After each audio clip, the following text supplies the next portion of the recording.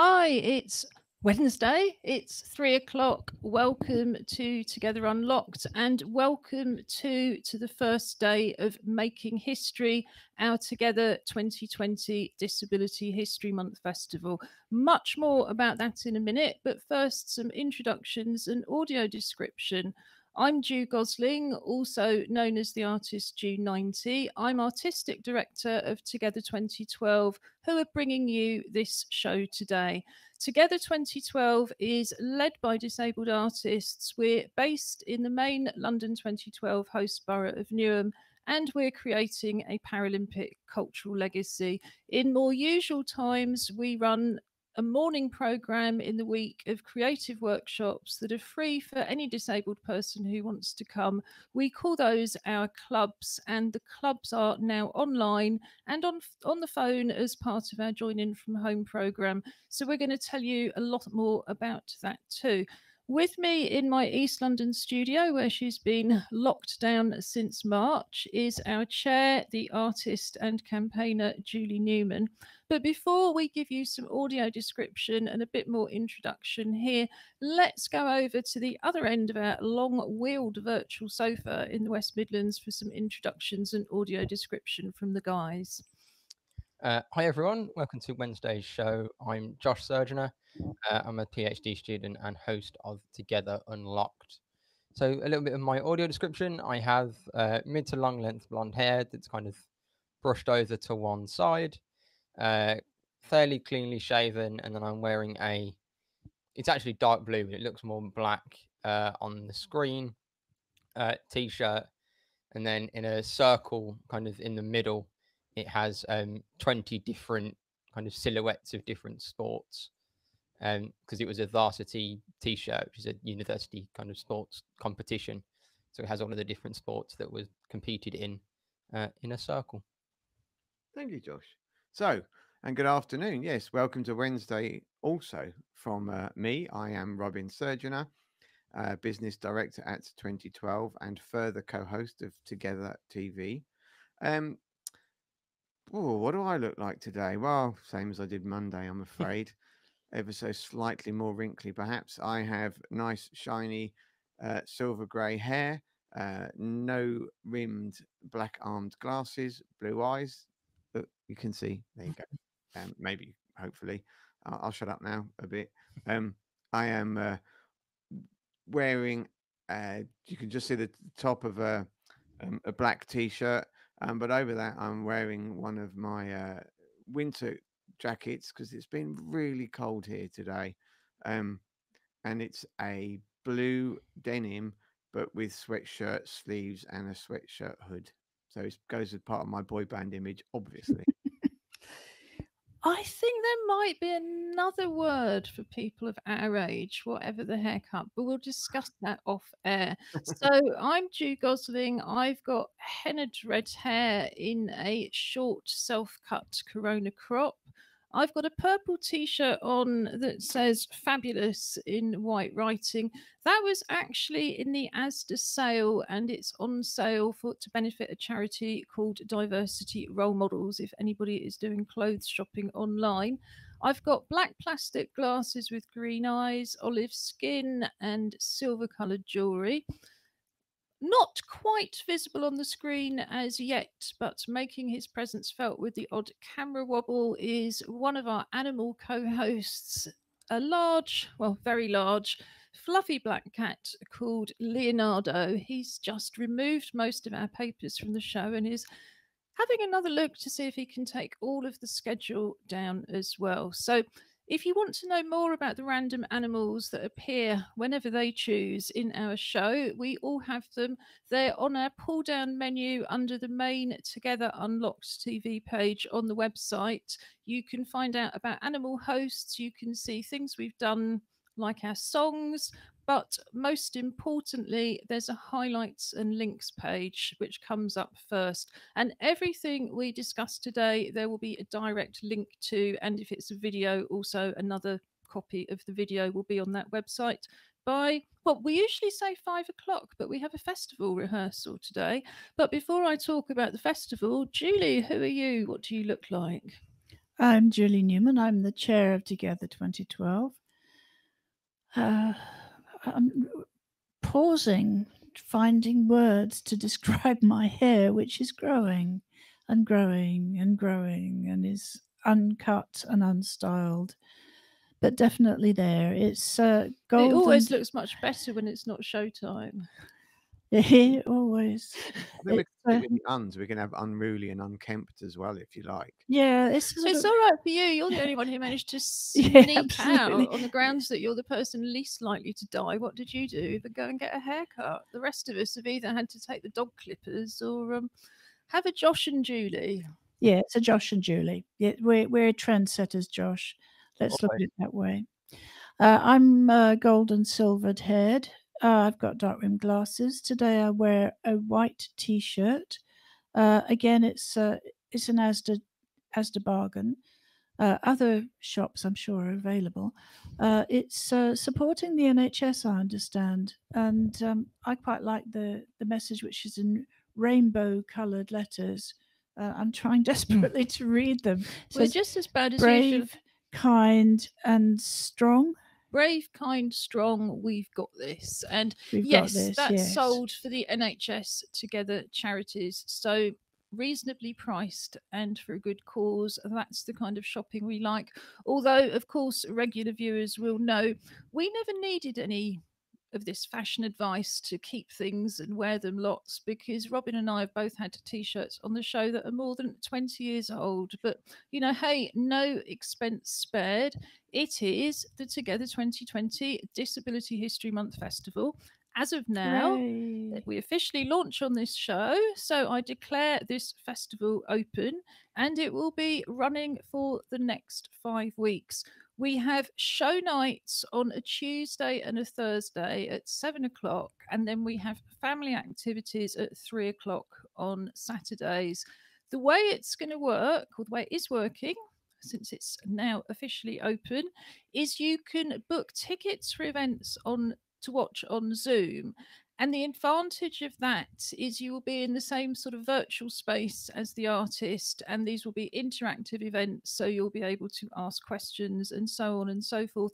But you can very, very simply just watch on YouTube. Our channel is Together 2012 CIC, but even easier, the events will be streamed directly to our website, to the main festival page. So I'm going to just put up what we call a crawler on the bottom of the screen, although it sort of staggers around instead. And that has our website address, www.together2012.org.uk. Are you very excited about the festival, Oh, Julie? thrilled.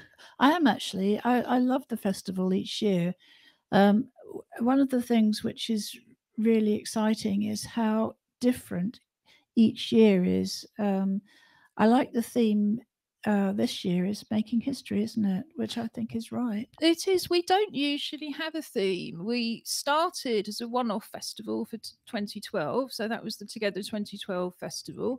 We became Together 2012 CIC, running the Together 2013 festival.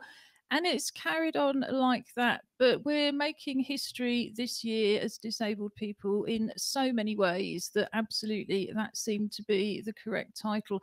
And tomorrow night, which we have our opening performances, that is themed The History Makers, because we're also going to be remembering, how could we not, this year, the wonderful artists that we've lost. I mean, and I think the disability arts world has never lost more artists than this year, both to COVID and to other things. So we think it's absolutely right, as these people pass into history, to just stop and remember them. And we have a wonderful live performance coming up tomorrow night from Croatia, which is where Sign Dance International, as a dance company, happen to be at the moment. We're particularly pleased to have Sign Dance with us because they were with us at the 2012 festival. They were with us, I think, at the 2013 festival, in 2015. I know they performed with us in 2017. They've run one-off workshops for us as part of their performance. They've run week-long workshops.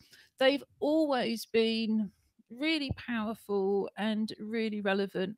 what makes me personally very sad, and we will move on, is that we're also staging tomorrow night in memory of Lionel M. Macaulay, and he's a member of Sign Dance Collective, or was a member, and he was due to actually lead tomorrow night's performance in memory of everybody else. And we lost Lionel very suddenly in September.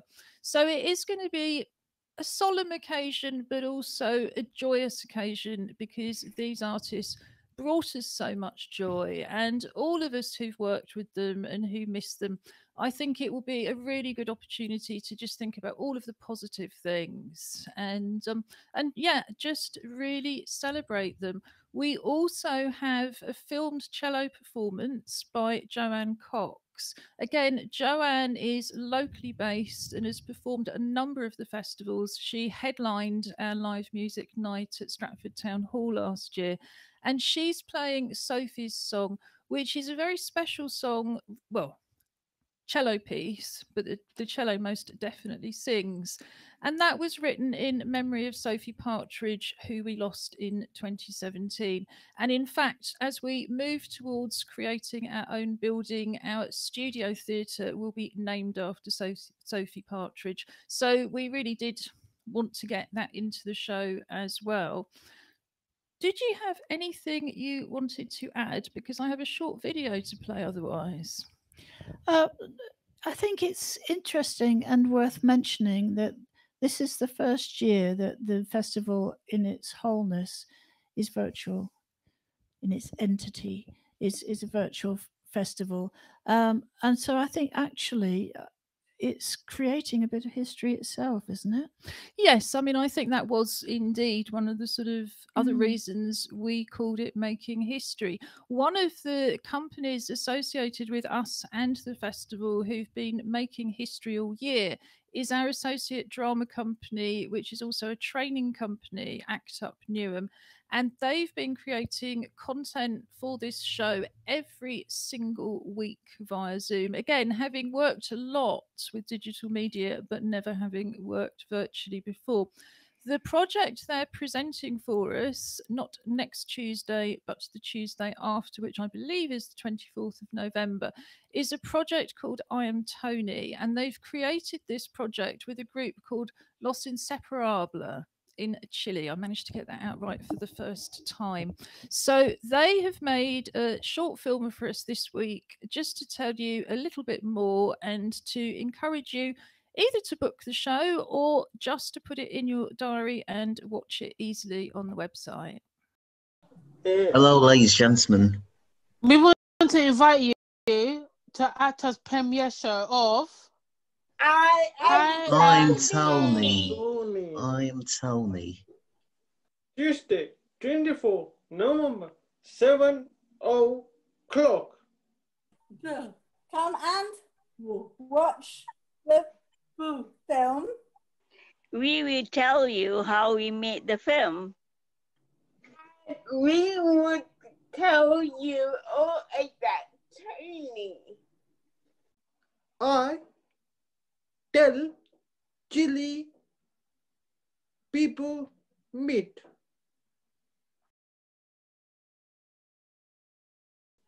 Spin Spinnies. Elefante. Oreja, oreja, vamos.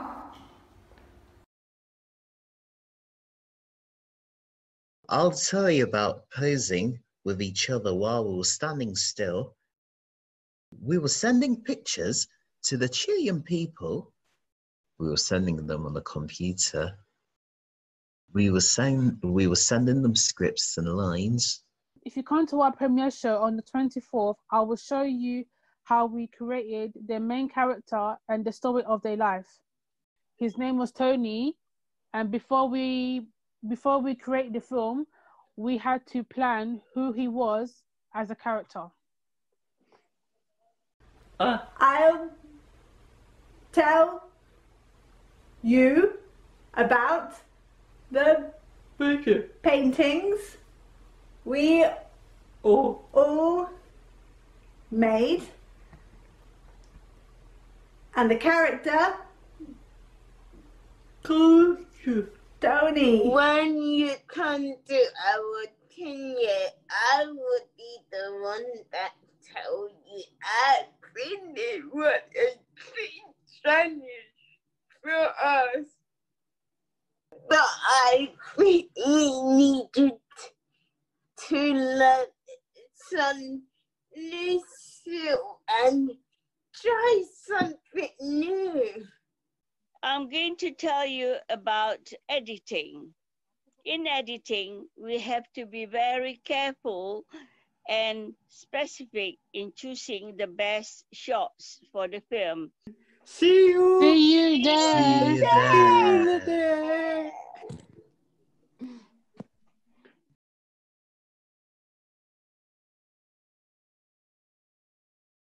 So that was fabulous as usual. So what they're going to be doing, as they've explained, is presenting their multimedia work, I Am Tony, and then launching the project formally. It's a film plus an awful lot of other things. So we're really looking forward to that. But first, today on the show, we have the artist Jess Starnes coming up. Jess has got a wonderful, really innovative live art project called Walk With Me. We've told you a little bit about it before, so I'm going to wait till after 3:30 when Jess can join us to tell you more. We usually, but these are not usual times because we are making history, after 3:30 would go over to Josh for a sport and gaming report, and we would also have our Clockwork Paralympics to see which teddy bear is going to succeed in wearing a medal this week. But where would you like to start, Josh? I don't mind. We can do the Paralympics first if you want. Okie doke. That's because they're desperate to get that medal back on their own teddy bear.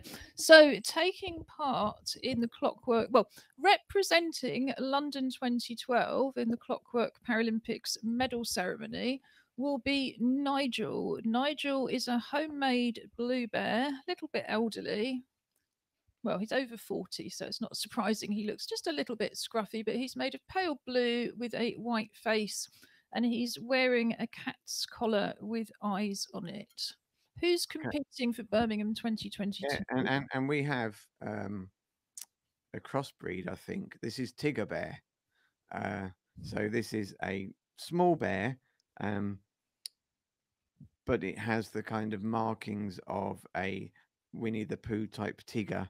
So it's very, very orangey with black stripes and a kind of bouncy tail, I do believe. Well, that does look more like a teddy bear than most of your teddy bears, but it's still a tiger, isn't it? But never mind. So, the Clockwork Paralympics, I'm going to put the video on. Okay, we're going the one that you release from your left hand, which will be on the right side as we watch it. You just can't wait, can you? So the way it works is we filmed the race earlier. Fortunately, as I have no short-term memory, I can't unconsciously bias them towards their choice, which is always scientific, based on the way the track runs on my balcony. Landing. We're finally getting there. That's the trouble with having anchor with aphasia, but never mind. So, racing across the landing for the right for one of our teddy bears to wear a gold medal are two clockwork caterpillars. But I'm going to pop them up in the stream first and then hand over to Josh. Yes, scientifically chosen through an algorithm of a complete and utter guess each week of left or right. So we have green and orange caterpillars. So we are the green caterpillar. Yeah. And the London office is the orange caterpillar. And I think they are just about to set off. And indeed, they are away. And oh no, they appear to be green appears to have veered off quite significantly early in the race. Orange appears to have, I was going to say stayed on track, but that's not entirely accurate because it appears to have tried to run away as well, but has run away closer to the finish line than green. Green appears to have abandoned the race entirely, and it's currently making an escape for whichever room that leads to. So it is once again London 2012. We're on a streak currently, everybody. We're on that winning streak. So we'll pop the teddy bear back. We are taking part, for anybody who's new and wondering, since March we've been taking part in the worldwide virtual bear hunt. So if you look closely, you can always see a teddy bear on our set. And somehow we appear to have lots and lots of teddy bears, so we do swap them around. Although I think that's probably at least the second time that Nigel has been competing. So, Josh, we're going to have quite a brief sport and gaming report this week, but tell us what we should be looking out for. So we'll do sport first and hit that kind of fairly briefly. We've been talking over the last 4 or 5 weeks about the International Swimming League and how that's kind of been going on. The regular season for that, so they had kind of 10 matches over the last 4 weeks, has now finished. That finished on Tuesday, kind of afternoon, evening time. And that is now going into the semi-finals this weekend. So there is a match on Saturday and Sunday, and a match on Sunday and Monday for the 2 semi-finals. So both of those are going to be available on BBC Sport, so you can kind of watch them for free online on that website. And I think kind of as the matches have progressed over the last few weeks, you can kind of see the development.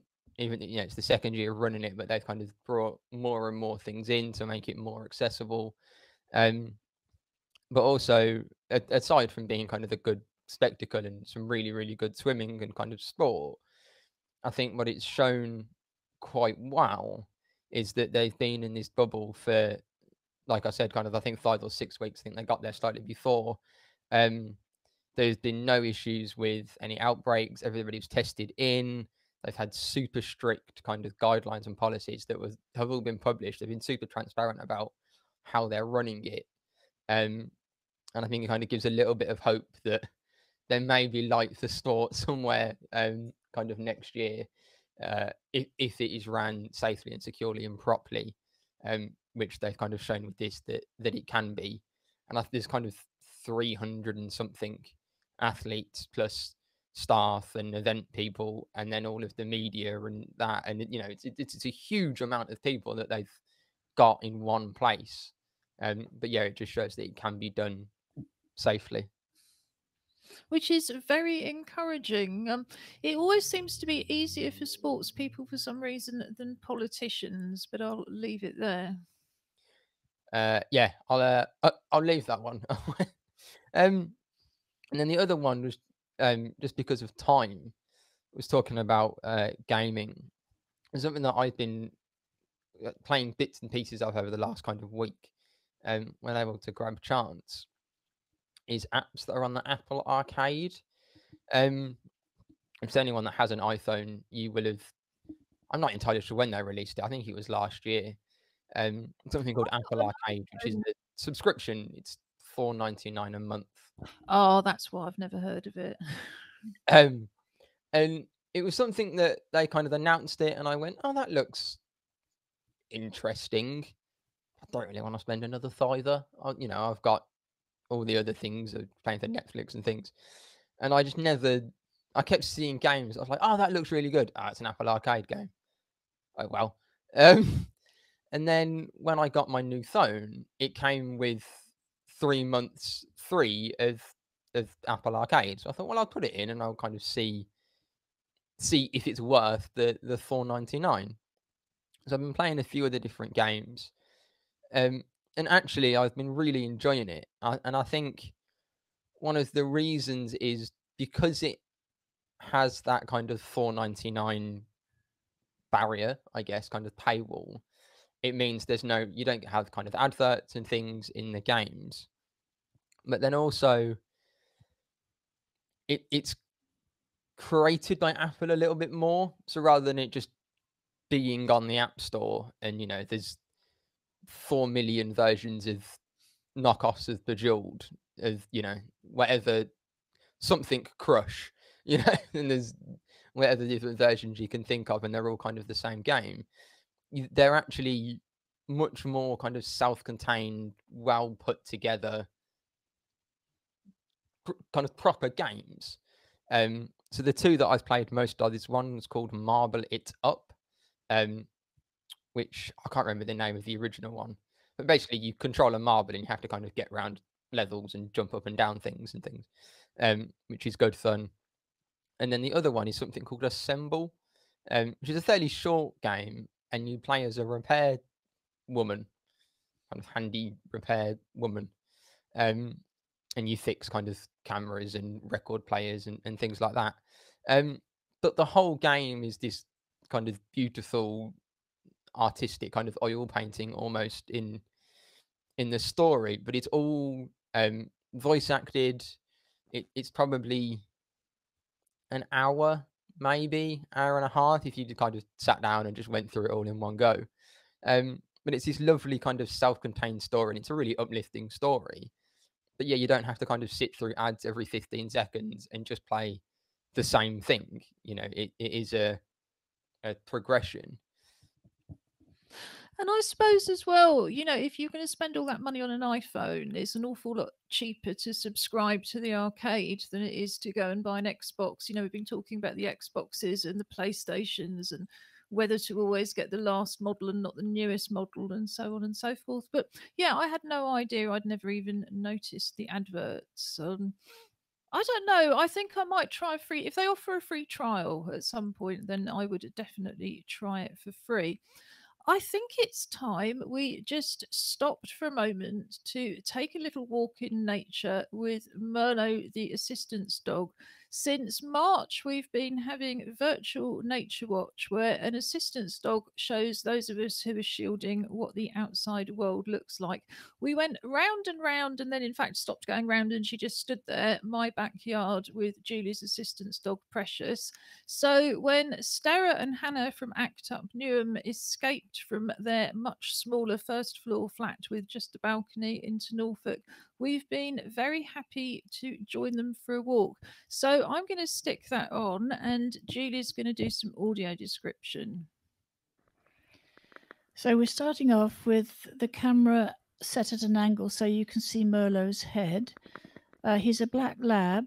We saw a fleeting glance of Stera. Merlot's currently walking very steadily through a forested, wooded area. The leaves have already started falling from the trees, so he's walking through quite a dense set of leaves. He briefly goes back to see his people. He stops and has a look around. He has a few sniffs, which is when the camera goes up and down. Beautiful shots of leaves at the moment. There's fairly dense trees, but there's quite a lot of space in between them. The sky's quite grey and white, and he's just had a little shake. We're coming past a bench which is built around a tree, which I think is a lovely idea. It's a really nice thing to have. And he's walking towards a gate. I think he's done this route a few times, so it's quite interesting to see the changes. It's certainly a lot more open, and there's much more sky. Even though it's overcast, it's quite light today. He pauses and stops and looks. His collar is a lovely blue collar with bones on it. And every so often we get a glimpse of that. He's built up speed. He likes where he's going very much, and he wants to get there quickly. He's just turned left, and he's walking he's walking now. He was running previously. He's walking towards a gate, a metal barred gate with a wooden gate next to it, which goes into some fields. There's green grass at the entrance to the fields, but the fields themselves have been ploughed. We're paused at the wooden gate. He's waiting patiently, like a good boy, for the gate to be opened.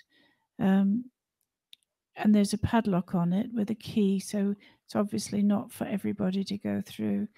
And through he goes. I can see trees on the horizon. As I say, I can't see the field terribly well. It does look very muddy. It's been ploughed but not harrowed. So we're walking down a path next to the field.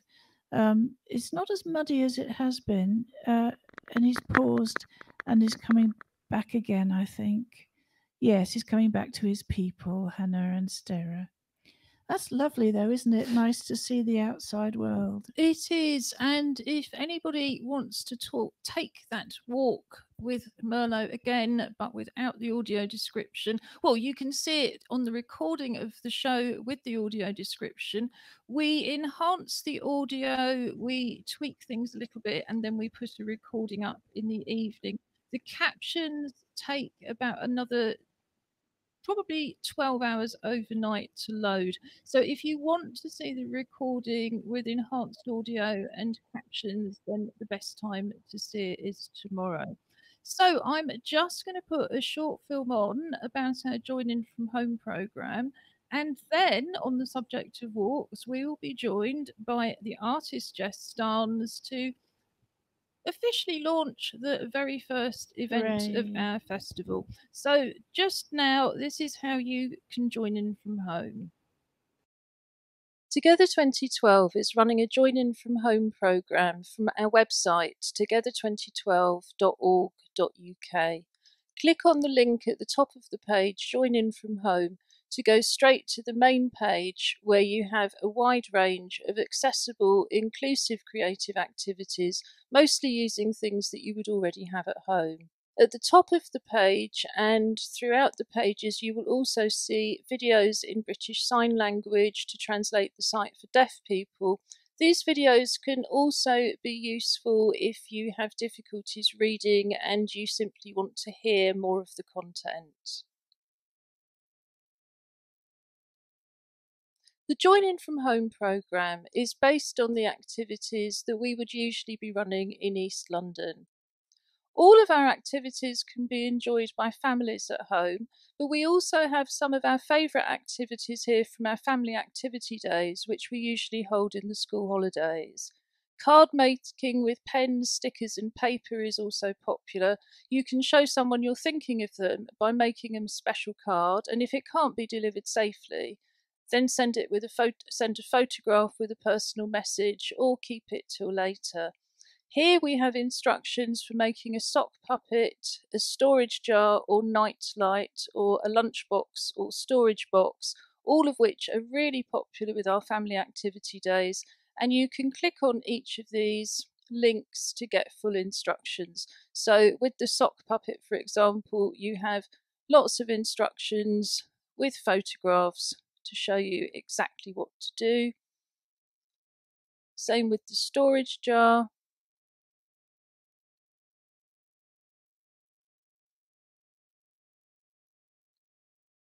And same with the lunchbox or storage box. And you can see how effective it is just to use very, very simple techniques. Everyone is completely unique. The Pop-Up Poetry Club meets on a Wednesday morning. We also run regular poetry projects and poetry cafes. We're inviting you to write or sign a poem on the theme of Together and send it to us to share on social media. We're also going to be publishing an anthology of the Together poems in November, and everybody who contributes will get a copy of the physical book. So just to let them know, in London, we can't quite hear them at the moment. So hopefully they'll be back now. Right, is that better? That is lovely. Right, of course, I shall edit this bit out on the video. So what I was saying is I'm delighted to say we are now joined by the artist Jess Starnes. What I'm going to do to stop the picture getting incredibly and inaccessibly small is I'm going to introduce Jess and just pop her picture up on the screen. And there we are. Hello. Hi, Jess. Hi, Jess. So it's really great to see you. You are the very first artist to be launching their work as part of Making History. So that's very apt. Josh, I know you wanted to ask Jess a question at the beginning, so I'm going to hand over to you. Yeah, we've talked a little bit about your project for the festival. I was wondering if you go into a little bit more detail about what they are.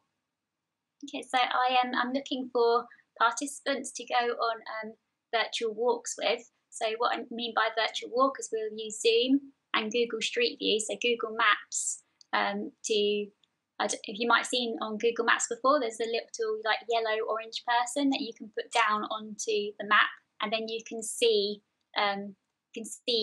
images of the area, and we will use Google Maps to go on our walk, sharing the screen via Zoom and recording using Zoom to go on a virtual walk together. Sounds interesting. It sounds fantastic. So, how did you first when did you first start doing virtual walks? So I've been doing them a good few years, but only with my granddad. So my granddad's originally from Ireland, and I've never visited Ireland. I've never been to his hometown, but he regularly takes me on walks to where he grew up and where my family's from. Wow, that's a very techie granddad. Well, I do the tech side, and he tells me to go right and left. And that's one of the things we should stress to the audience, isn't it? That you don't have to know anything about this, about how to do it, because you organise it. How does the tech work? So the person who will I'll be going on the walk with will need to download Zoom, and we will need to have Google Maps up on their web browser, or I could have Google Maps up and they can direct me if they would prefer to do it that way.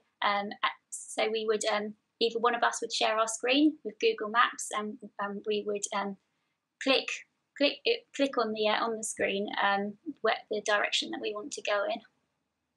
And you've already prepared a very helpful document that's got lots of screenshots and instructions, so people don't have to have used Zoom or Google Maps. Well, I'm not even clear on the difference between Google Map and Google Street View, but I'm somebody who can't leave the house without support. So it had never occurred to me, actually, I could have just gone out and used Street View. Well, I use it a lot in terms of my access. So I'm dyspraxic, and I use Google Maps a lot to memorise, and Google Street Views a lot to memorise routes before I go to a new place. And I think I walk with purpose when I go to a new place, because I memorise the pictures in my head of where I need to go. And I always get stopped by people asking me for directions as if I'm a local. And do you often know the answer? Sometimes, not always, because I in my head I'm thinking I've only memorised my route. Not theirs. Directions to one very specific place. Yeah. Other than that, you're on your own. Sorry. Mm-hmm. So I'm going to come in here. It's Robin. Just so my attempts at using, I'm not sure if it's Maps or Street View, just when I wanted to, look at a house or find a shop, I usually, if I was actually walking it, I'd have probably fallen over because I'm so jerky with it. So have you actually had to practice kind of smoothing out your movement within it? Is there a kind of skills, mouse skills or trackpad skills that you've kind of honed to give you that? So I just use a mouse, but for me that's fine. I'm quite comfortable with using a mouse. With the participants, we have done practice runs if they want to do a practice run, if they want to have a go at using the technology and practicing the walk before we do it in real life. And I was going to say something else, but it's just gone. No, yes, that's it. When there was a bit jumpy moments, I've used iMovie to cut parts out where we've jumped around a bit, just to make it look, what's the word, more like it's flowing. Because the idea is these walks are recorded and edited, and at which point you'll also be able to take out anything if people say, well, actually, that was sensitive, I don't want to share that. And then we'll all be able to enjoy them, which, of course, much as I enjoy Merlot's walk, I think these walks are going to be much, much more interesting.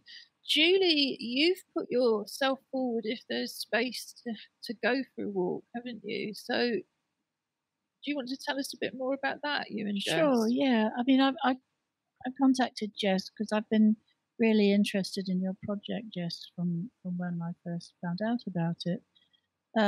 Simply because I'm rubbish at using the Streetwise and the Google Maps and the views and the this, that, and the other.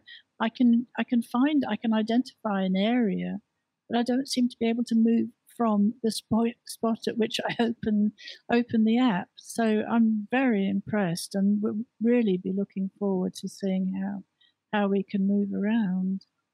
Did it take you a long time to learn how to do that? I've been using Google Street View probably since, I don't know when it first came out, but I think since it came out, just because I realised this was going to be a great tool for me to memorise routes before I have to go to new places. So I don't remember how long it took me to learn, because I think it was, I don't know, a long time ago for me now, since I first used it. Because you built it up, didn't you, as you were doing it? I imagine it's sort of a bit like learning to drive. You start to internalise the knowledge. Yes. So yeah, excellent.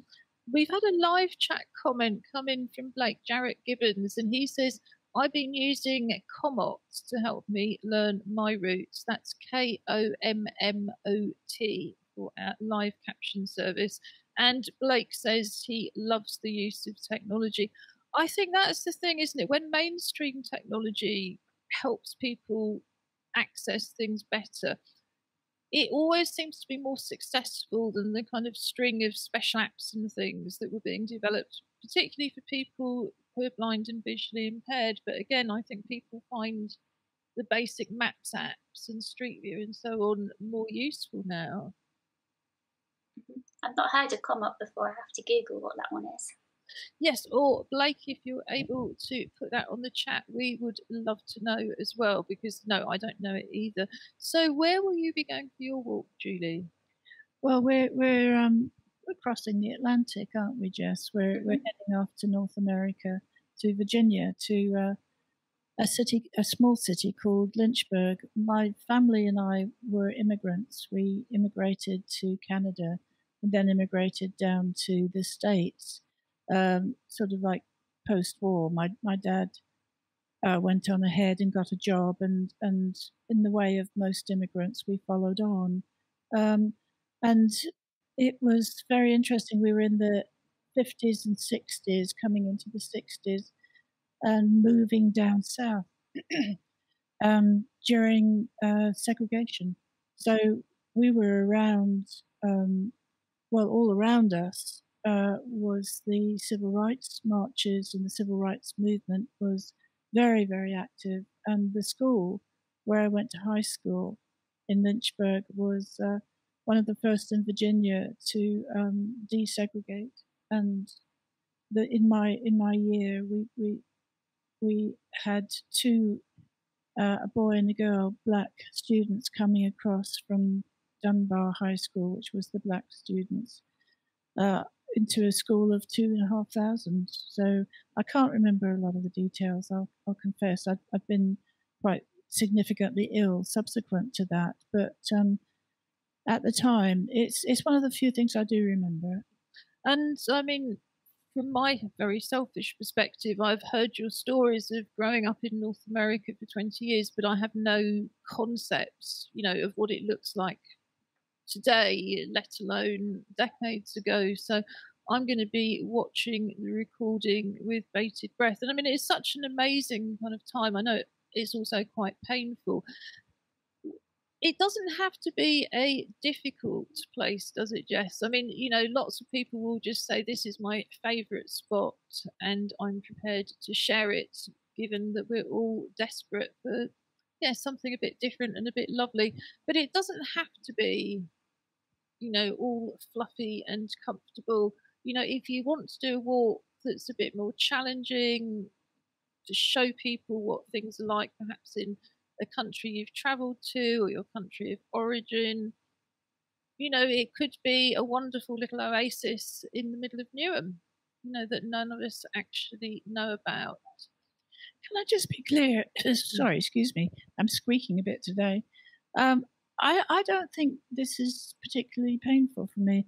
I was thinking about it a lot before I contacted you, Jess, and I think what's important to me is that this was such a historic place to be, and it was sheer luck that I happened to be there at that time, and to have the benefit of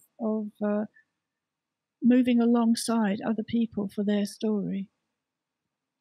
And I think it's particularly powerful, you know, having lost Lionel M. Macaulay, as we talked about earlier in New Jersey in September.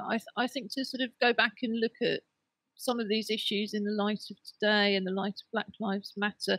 Of course, we've got the Black Lives Matter film from ACT UP Newham tomorrow as well. Robin, if you were going to go for a virtual walk and we had to ration it to one for the directors, where would you go? Well, I would probably love to revisit some parts of Hong Kong where I lived as a child.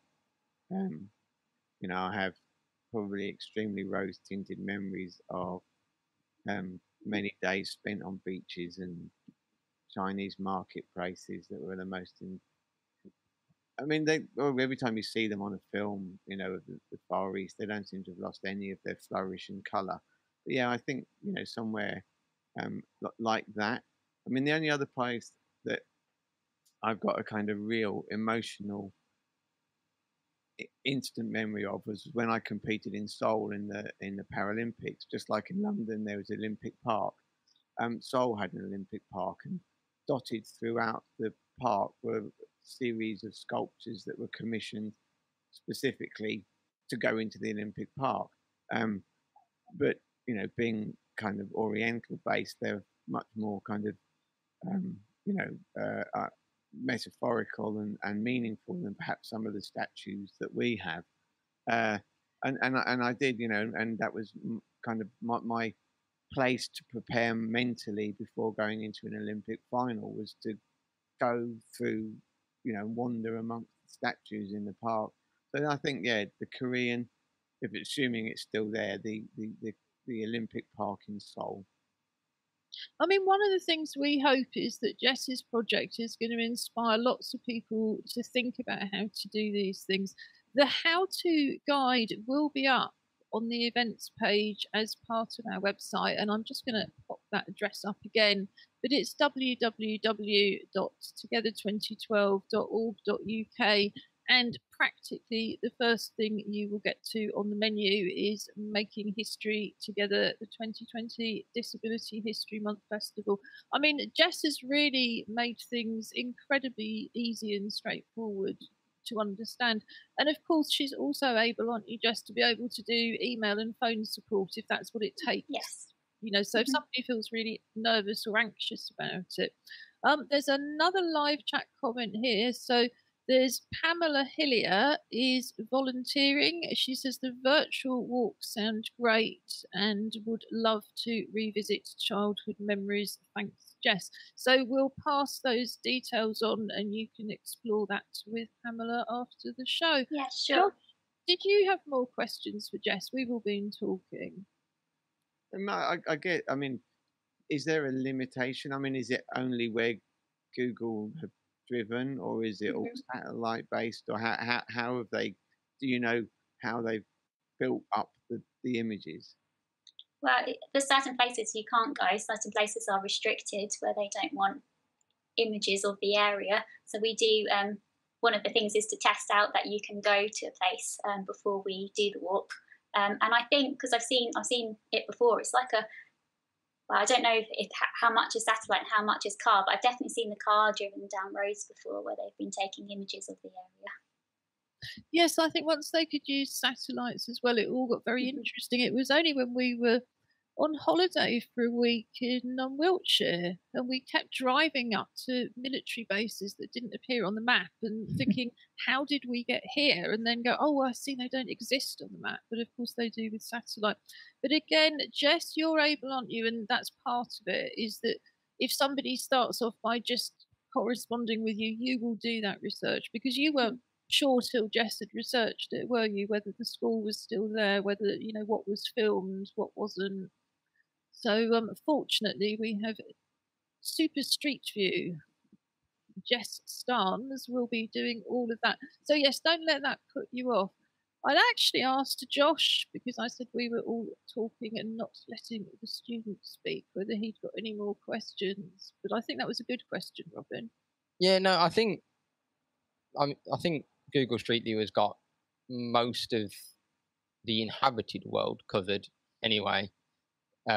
So unless you wanted to go to kind of somewhere in the middle of the Arctic, you're probably going to be able to get there. I do know it's not a question, but I do know I haven't seen the car, but my friend did see the Google Street View car. It's just unfortunate she saw it at the same time that she was tripping over some ice. So there were about 6 months before it got updated. There was a great picture of Google Street View of my friend in midair, kind of halfway through Florida, which we all thought was ace. In terms of kind of questions, we've talked about kind of where we want to go and places that kind of people have been. When you were kind of testing it out, Jess, is there anywhere that you'd always kind of wanted to visit that you'd never been able to, and you kind of used that to test it out? Well, I did the walks previously in May, June time during the last lockdown with funding from Bakama, and we went to lots of different places when I was doing the walks with them. So we went to places in the UK such as like Coventry, Leicester, went to the day trip to the beach to Galston-on-Sea, but we also went to museums. So we went to the Jeffrey Museum, what's also known as the Museum of the Home in London. Somebody also gave us a tour, a volunteer at Nostell and National Trust property, gave us a tour of the house. And we also went on day trips to places like Barcelona and went to the museums in Barcelona, like a day trip to the area. We also went to Florence to look at churches. And it was all varied what people did. Some people went locally, and some people wanted to go to a place they haven't been before, or some people were missing their favourite like historic house or museum. I think I've got a screenshot that I can just put up from one of your walks that is indeed by the sea. Yeah, that's Galston-on-Sea. See, so in my lack of knowledge, I wouldn't have imagined that you could do this on Street View, but clearly you can. And of course, we are just a tiny island. So could you walk, just a bit of audio description, you have a sort of very typically grey British sea on the left, and then you've got effectively, I think, like a breakwater, probably at the top of some kind of bank, and then you've got a sandy path and dune-like beaches up behind. So are you able to walk right along the coastal path? Some places you can, like you can there. We did actually do the test before we filmed it live, and we were surprised that you could actually get onto the beach. So there you can. It was quite calming doing that walk along the beach. It sounds lovely. So again, we're going to put this information up from Jess on the website. The way the digital festival will work is you have the main programme, like I say, as a key link on the website www.together2012.org.uk, and then as you go through the programme you can click on each event for the event page, and all of the extra information, including how to join in, is going to be on that web page, and that's where the recordings will go to eventually. And that's how it will work for the whole of the festival. So each event has its own page. Each page has all of the extra information and will be eventually hosting the project. Is there anything you'd like to add to just tell us, Jess? I mean, is there anything else you'd like to tell us about your work, in fact? Because we had you on the show back at the beginning of the summer about to do a fascinating sound project around the history of the Education Act. And I believe that's online, and we can put a link in from the events page and indeed our highlights and links page today. Do you want to just tell us a little bit about it? So in June time, I received funding from Unlimited to record people's experiences of the education system to commemorate the Education of Handicapped Children's Act of 1970, which was on the 23rd of July, and we launched the audio recording on the 23rd of July. It's an hour-long audio recording of people's experiences. So that is a perfect project to recommend for Disability History Month. I mean, before that act, disabled children didn't actually have a legal right to education at all, did they? No, and then there's also an act, the Education Act of 1981, which is next year, and gave more children more rights to an education. So will you do part 2 of the project next year? I would like to. Well, I think we'd all love to see you do it. So, final questions for Jess. We have just 3 or 4 minutes before the show finishes. You're back on the show, remind me, somebody, Tuesday the 2nd of December. Wednesday the 2nd of December. Oh, that's right. We have that's it, of course. It's the actual, you're doing it on Unlocked again. Yes, so the walks themselves are also going to be launched on this show on the 2nd of December. The day before, indeed, our film festival starts on the 3rd. We told you on Monday the film festival outline programme is now online. Again, just go through the main Disability History Month festival page, scroll down till the beginning of December and click on the page and you will see a very full list of links. We're really excited about that, but we're also incredibly excited about Jess's films. So it's going to be great to have those out just before the festival starts. And I'm sure we're going to be putting a link in as part of our Explore session. So what we have this year for the film festival is everything will be streamed. The panel events will be on Zoom. But we're also going to have this extra offer, if you like, of links to films and other projects that we would love to be able to stream live during the festival, but simply don't have space for. So we will be celebrating Jess's project there as well. Final words, Julie? Well, Jess didn't get a chance to say her final words. Was there something final from you, Jess? No, not what I can think of. Well, I just want to say briefly, the Poetry Club met this morning. Next week's theme is Looking Through a Window. Yeah, and I'll pop that up on highlights and links if you want to join in from home. We've got a fantastic poetry event coming up in 2 weeks' time. Yeah, fortnight tomorrow. So check out the programme. Like I say, there's 5 weeks worth. Tuesday and Thursday evenings, Saturday afternoon, but the recordings of absolutely everything will be online. Anything live has BSL, everything has captions, so we hope, despite the fact that it's digital, it will be as accessible as we can make it. And we still hope, although we're working out the technical details with some difficulty, to be offering live audio description as usual through the film festival as well.